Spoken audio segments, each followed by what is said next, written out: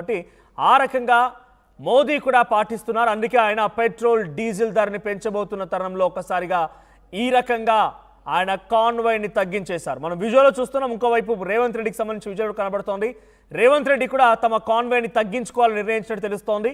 4 వాహనాలకే పరిమితం చేయాలనుకుంటున్నారు. అటు ఇప్పటికే ఏపీ సీఎం చంద్రబాబు కూడా తన వాహనాల్ని కాన్వాయ్ని 4 వరకే పరిమితం చేసుకున్నారు. డిప్యూటీ సీఎం కూడా 4 వాహనాలనే వాడుతున్నారు. మరికొంతమంది మంత్రులు కూడా ఇప్పటికే తగ్గించుకున్నట్టు తెలుస్తోంది.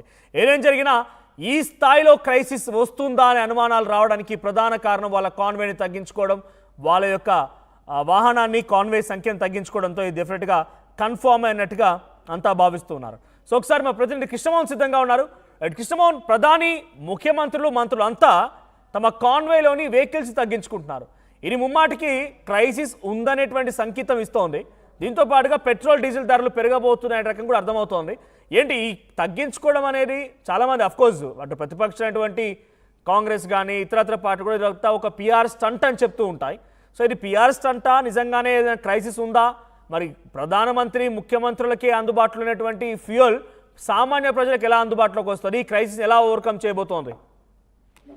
డెఫినెట్ గా ఇది ఒక పెద్ద క్రైసిస్ లాగే కనపడుతుంది. రాబోయే రోజుల్లో భారతదేశంలో ఒక ఎకానమికల్ గా కావచ్చు, లేకపోతే ఈ డీజిల్ పెట్రోల్ ధరకు సంబంధించిన ఆహారం కావచ్చు, నిన్న బంగారానికి సంబంధించిన జిఎస్టీ పెంచడం కావచ్చు, ప్రధాని స్వయంగా చెప్పడం బంగారం కొనద్దు అని చెప్పడం, తర్వాత తన కాన్వాయ్ని ఓన్లీ 4 వాహనాలకి తగ్గించుకోవడం, తర్వాత దాన్ని ఫాలో అవుతూ ముఖ్యమంత్రులు, మంత్రులు అందరూ కూడా కాన్వాయ్ని తగ్గించుకోవడం, పెట్రోల్ ఇవన్నీ అంటే కొంత రాబోయే రోజులు చాలా బ్యాడ్ గా ఉండబోతున్నాయనే ఒక ఇండికేషన్ ని ప్రధానమంత్రితో సహా అందరూ ఇవ్వబోతున్నారు. అది చాలా కీలకమైన అంశంగా మారబోతుంది. మనం క్యాజువల్ గా ఏదో ఇది ఒక స్టెంట్ అనుకోవచ్చు, లేకపోతే స్టెంట్ అనుకోవచ్చు అని కాదు. అసలు వాస్తవ పరిస్థితులే భారతదేశ పరిస్థితులు కేవలం ఒక రాష్ట్రానికి ఇంకో రాష్ట్రానికి సంబంధించిన వ్యవహారం కాదు. మొత్తం పరిస్థితులు తారుమారు కాబోతున్నాయనే ఇండికేషన్స్ క్లియర్ గా కనపడుతున్నాయి. ఎక్కడికక్కడ మన కానీ చూసుకుంటే నిన్న మోడీ చేసిన ఒక్క ప్రకటనతోనే మొత్తం వ్యాపార వర్గాలు మొత్తం కూడా స్తంభించిపోయాయి. ఒకసారిగా షేర్ మార్కెట్ మొత్తం కూడా దాదాపుగా 1,60,000 కోట్ల రూపాయలు ఒకసారిగా కుదేలన్నాయి. సో ఇటువంటి సిచ్యువేషన్స్ కొంత డేంజర్ బెల్స్ ని మోగిస్తున్నాయి. మనం వాస్తవంగా ఈ ఆహారాన్ని కొంత సీరియస్ గా పరిస్థితిని ముందుగానే అర్థం చేసుకోగలగాలి. ముందుగా అర్థం చేసుకుంటున్నారు కాబట్టి ప్రస్తుతం దిశగా చర్యలు చేపట్టాలనేది ప్రధానమంత్రి మోడీ కార్యరూపణ. అందుకే కొంత సీరియస్ గా ఆయన ఏ ఆహారాన్ని అంత ఓపెన్ గా భయపెట్టే పని చేయడం, ఆయన అప్పటికప్పుడు స్ట్రాటజిక్ గా సాయంత్రానికి అప్పటికి ఒక డెసిషన్ ఇస్తే మొత్తం రోజుకి అది ఫాలో అయిపోయే విధంగా అనుసరిస్తున్నారు. అందుకే ఎటువంటి విపత్తు లేదా ఎటువంటి క్రైసిస్ లాంటివి వచ్చినప్పుడు ప్రధానులు, ముఖ్యమంత్రులు ధైర్యంగా ఉండమని ధైర్యాన్ని చెప్తూ ఉంటారు. పబ్లిక్ లో ఒక మోటివేషన్ క్రియేట్ చేస్తూ ఉంటారు.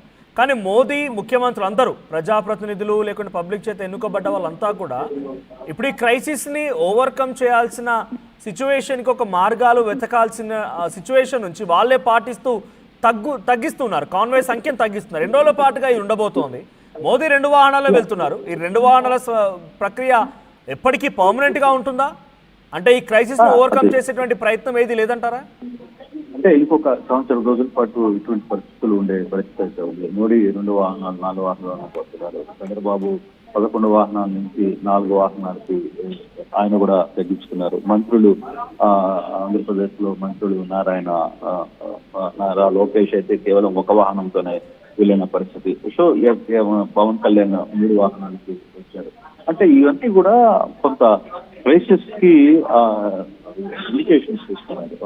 అరే బాబు, రాబోయే పరిస్థితులు కొంత గట్టిగా ఉంటే మనం కూడా పబ్లిక్ కూడా మారాలి, పబ్లిక్ కూడా కొంత ఆలోచన ధోరణి. ఎందుకంటే నాయకులే ముందు దాన్ని ఫాలో అయితే పబ్లిక్ కూడా ఫాలో కావడానికి ఈజీగా ఉంటుంది అనే ఒక మెథడాలజీ మీద ఆధారపడుతున్నారు. ఆ దిశగానే ముందుకు వెళ్ళాలని ఒక ఆలోచన చేస్తున్నారు. సో ఇప్పుడు మనం వ్యవహారాన్ని సీరియస్ గా చూసుకుంటే రాబోయే రోజుల్లో ఎలా ఉండబోతున్నాయి అంటే ఇది కేవలం 1 రోజు 2 రోజుల సంగతి కాదు. రాబోయే రోజులు అంతా కూడా ఇట్టే ఉండబోతున్నాయి అనేది ఆల్మోస్ట్ రాబోయే 2 సంవత్సరాలు కొంత గడ్డు పరిస్థితిని ఎదుర్కోవాల్సిన పరిస్థితి. పశ్చిమ దేశీయ వార్ ఎఫెక్ట్ ఇండియా మీద చాలా భారీగా పడిపోతుంది. మొన్నటి దాకా పెట్రోల్ పెరుగుతోంది అనే ఒక అంచనా, అంటే అదేం లేదు, జరగదు అన్నారు. కానీ ఇప్పుడు పూర్తిగా కూడా పెరిగే పరిస్థితి కనపడుతుంది. పెట్రోల్ షార్టేజ్ అవుతుంది, పెట్రోల్ కూడా ధరలు పెరిగే పరిస్థితి. ఇప్పుడు బంగారం రేట్లు ఎట్లా పెరిగాయి, ఇట్లా పెంచారు. సేమ్ అదేవిధంగా పెట్రోల్ కి సంబంధించిన వ్యవహారంలో కూడా దాదాపుగా 150 రూపాయలు అయ్యే పరిస్థితి ఉంది అని చెప్పి టేలర్స్ అంచనా వేస్తున్నారు.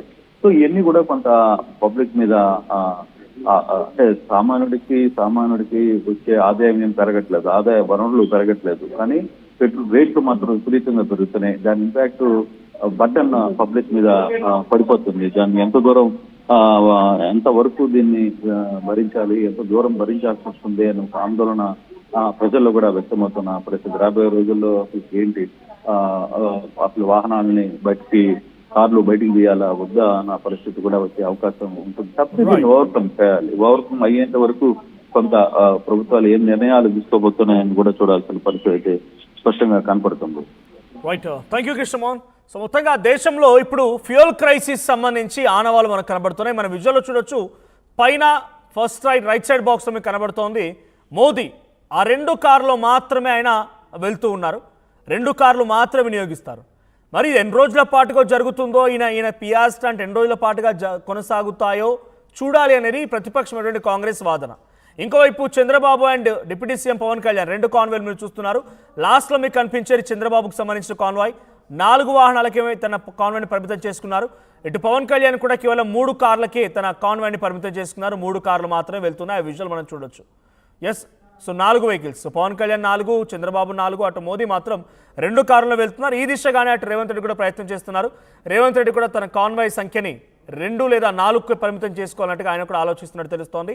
అయితే ఏదైనా జనరల్గా క్రైసిస్ వచ్చినప్పుడు దాని నుంచి ఓవర్కమ్ చేయడానికో లేకుంటే ఎలా మనం రిట్రైవ్ అవ్వాలి అని చెప్పే దానిపైన సూచనలు సలహాలు ఇచ్చేటువంటి స్థానంలో ఉన్న వ్యక్తులే ఈ రకంగా తగ్గించుకొని వెళ్తున్నారు. పబ్లిక్ కూడా ఆ రకంగానే మోటివేట్ అవుతారని రకంగా వాళ్ళు భావిస్తున్నట్టున్నారు. కానీ డెఫినెట్గా ప్రతిదానికి ఫ్యూయల్ అనేది ఇంకా ఉంటుంది. ఇప్పుడు 2 వాహనాలు వాడినంత మాత్రాన రేపటి రోజున గుజరాత్ నుంచి మనకు ఎక్కువగా టెక్స్టైల్స్ వస్తూ ఉంటాయి, గుజరాత్ ఆ ప్రాంతం నుంచి.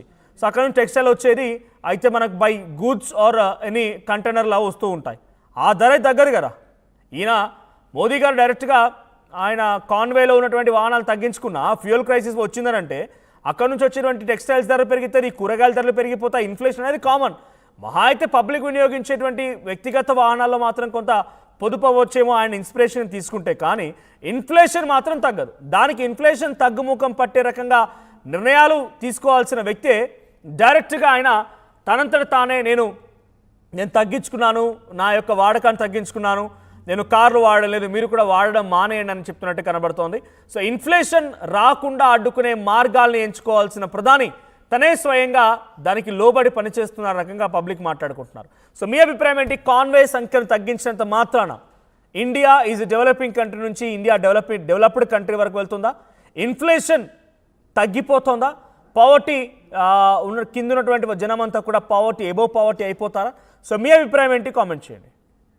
సో ఒకసారి గతంలో మోదీ ఏం మాట్లాడారో చూద్దాం.